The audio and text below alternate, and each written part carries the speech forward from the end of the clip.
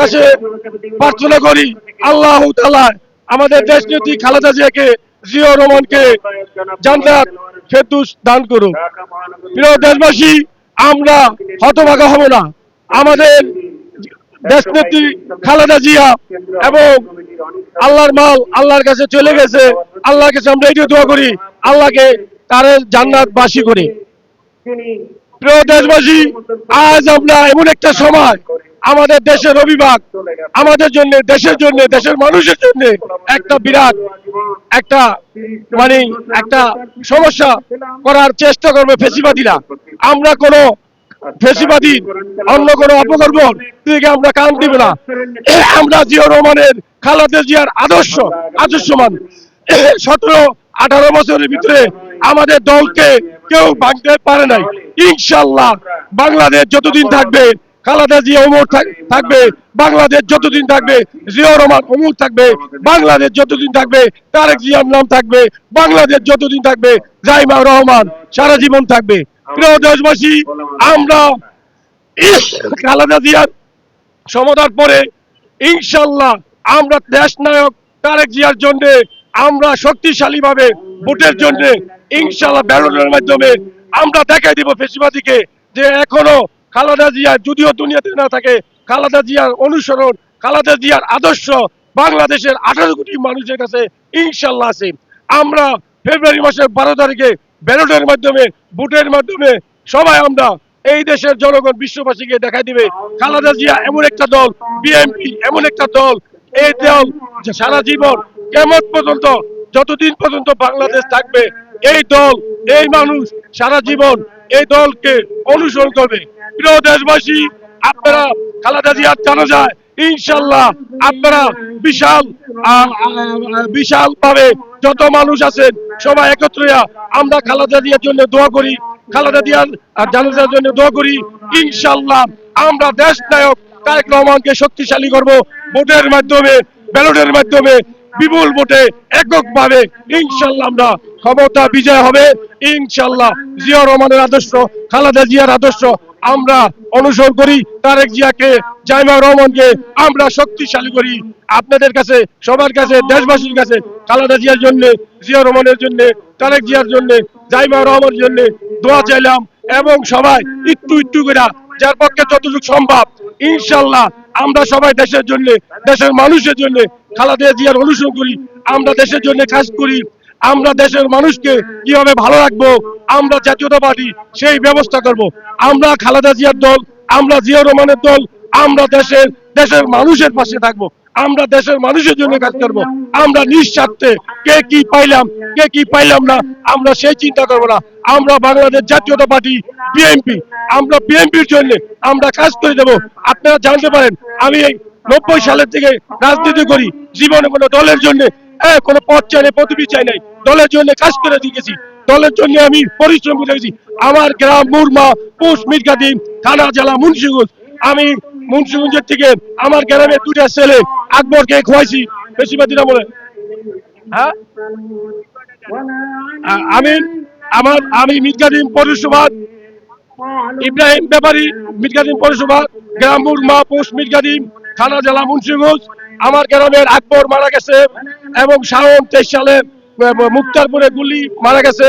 আমার গ্রামের 2টা ছেলে এই বিএনপির জন্য জীবন দিছে, দলের জন্য, দেশের জন্য। ইনশাল্লাহ আমি আমি আরো যদি আমাদের পরিশ্রম করতে লাগে, দেশবাসীর কাছে দোয়া চাইতেছি, দেশবাসী খালেদা জিয়ার জন্য দোয়া করেন, খালেদা জিয়ার মাগফিরাতের জন্য দোয়া করেন, খালেদা জিয়াকে আল্লাহ যাতে জান্নাতবাসী করে, খালেদা জিয়াকে বেহেশতে নসিব করে। বিসমিল্লাহির রহমানির রহিম। প্রিয় দেশবাসী, আমি বাংলাদেশ জাতীয়তাবাদী আইন ছাত্র ফোরাম কেন্দ্রীয় সংসদের সিনিয়র যুগ্ম আহ্বায়ক এবং জালকাঠি জেলা যুব দলের যুগ্ম আহ্বায়ক। দেশনেত্রী বেগম খালেদা জিয়ার মৃত্যুর সংবাদ শুনে আমি আজকের আমাদের কেন্দ্রীয় পার্টি অফিসে চলে আসছি সকালবেলায়। দীর্ঘদিন পর্যন্ত আমি এবার যাওয়া আসা করেছি। আজকের জানেন বাংলাদেশ থেকে আমরা একজন দেশনেত্রী, দেশের মানুষের স্বাধীনতা সার্বভৌমত্বের জন্য যিনি বাংলাদেশকে 91 সালের আন্দোলন থেকে শুরু করে আজকের 2025 সালের দিন পর্যন্ত যিনি এদেশের মাটি মানুষের জন্য রাজনীতি করেছেন, যিনি এদেশকে স্বাধীনতা সার্বভৌমত্বকে রক্ষার জন্য যিনি আপোষ করেননি, যিনি আপোষহীন নেত্রী, দেশ ও নেত্রী বেগম খালেদা জিয়া আজকের তিনি আমাদের ছেড়ে না ফেরার দেশে চলে গেছেন। আমরা তার এই অকালে মৃত্যুতে গভীর শোক ও দুঃখ প্রকাশ করছি এবং আল্লাহ পাকের কাছে আমরা দোয়া প্রার্থনা করছি তিনি যেন আল্লাহ যেন তাকে জান্নাতের উঁচু মাকামে স্থান দান করেন। প্রিয় দেশবাসী, আপনারা জানেন যিনি এই বাংলাদেশকে সর্বসময় নিজের জীবনকে বিলিয়ে দিয়ে এদেশের মানুষের সকল ষড়যন্ত্রকে উপেক্ষা করে, আপনারা জানেন তিনি ১/১১ পর গ্রেপ্তারের পর থেকে তিনি ওই সরকারের মঈনুদ্দিন ফখরুদ্দিন সরকার আপোষ না করে যিনি এদেশের মানুষের পাশে থেকে যিনি কারাবরণ করে বাংলাদেশের মানুষের যাতে করে স্বাধীনতা সার্বভৌমত্ব, ভোটের অধিকার, ন্যায় প্রতিষ্ঠার অধিকার, আইনের শাসন প্রতিষ্ঠার জন্য যিনি এই বাংলাদেশ ছেড়ে বিদেশে চলে যাননি, তিনি সকল সুখকে বিসর্জন দিয়ে বাংলাদেশের মানুষের জন্য যিনি তার জীবনের শেষ দিন পর্যন্ত আমাদের জন্য কাজ করেছেন।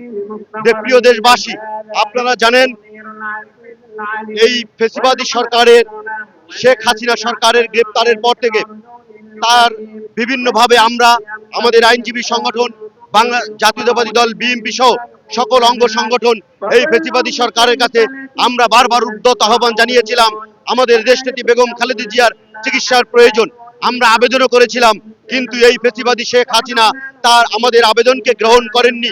তিনি আমাদের দেশনেত্রী বেগম খালেদা জিয়াকে নিয়ে উপহাস করেছেন, তার সুচিকিৎসার জন্য তিনি কোনো ব্যবস্থা করেননি, যার জন্য আজকের তিনি ধুকে ধুকে আজকের এই এভার কেয়ারে আমাদের ছেড়ে না ফেরা দেশে চলে গেছেন।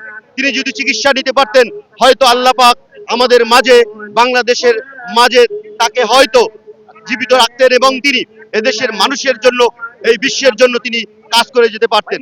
কিন্তু অত্যন্ত পরিতাপের বিষয়, তিনি আমাদের ছেড়ে আজকের চলে গেলেন। প্রিয় দেশবাসী, আপনারা জানেন এই ফ্যাসিবাদ সরকারের আমলে তিনি দীর্ঘদিন কারাবরণ করেছেন, নির্যাতিত হয়েছেন, তাকে বিভিন্নভাবে তাকে এই শেখ হাসিনা সরকার নানানভাবে প্রতারিত করেছেন, কিন্তু তিনি তার কথাকে কান কর্ণপাত না করে এদেশের মানুষের জন্য তিনি কারাবরণ করেছেন এবং নির্যাতিত হয়েছেন। সর্বশেষ আপনারা জানেন ২৪-এর আন্দোলনে এই দেশের সকল মানুষের অংশগ্রহণের মাধ্যমে ফ্যাসিবাদে বিতরণ করেছিলেন। তিনি আশা করেছিলেন এই ফ্যাসিবাদী সরকার শেখ হাসিনার পতন দেখে, কিন্তু আল্লাহ পাক তার সেই পতনকে দেখিয়েছেন। কিন্তু তিনি যদি এবছর এই ২৬-এর নির্বাচনে আমাদের মাঝে বেঁচে থাকতেন, হয়তো তিনি এই সরকারের প্রধানমন্ত্রী হতেন, এই দেশের সরকার মানুষের জন্য তিনি আরো হয়তো কাজ করে যেতে পারতেন। আমরা তাকে এমন একটি সময় হারিয়েছি যা বাংলাদেশের মানুষের জন্য সত্যি অত্যন্ত দুঃখজনক। আমরা তার এই অকাল মৃত্যুতে সত্যি গভীর শোক ও দুঃখ প্রকাশ করছি এবং সকলের কাছে আমরা দোয়া কামনা করছি এবং আগামীকালকের তাকে আমাদের মানিক মিয়া এভিনিউ ঢাকায় তার জানাজায় অংশগ্রহণ করার জন্য সকলকে আহ্বান জানাচ্ছি এবং তিনি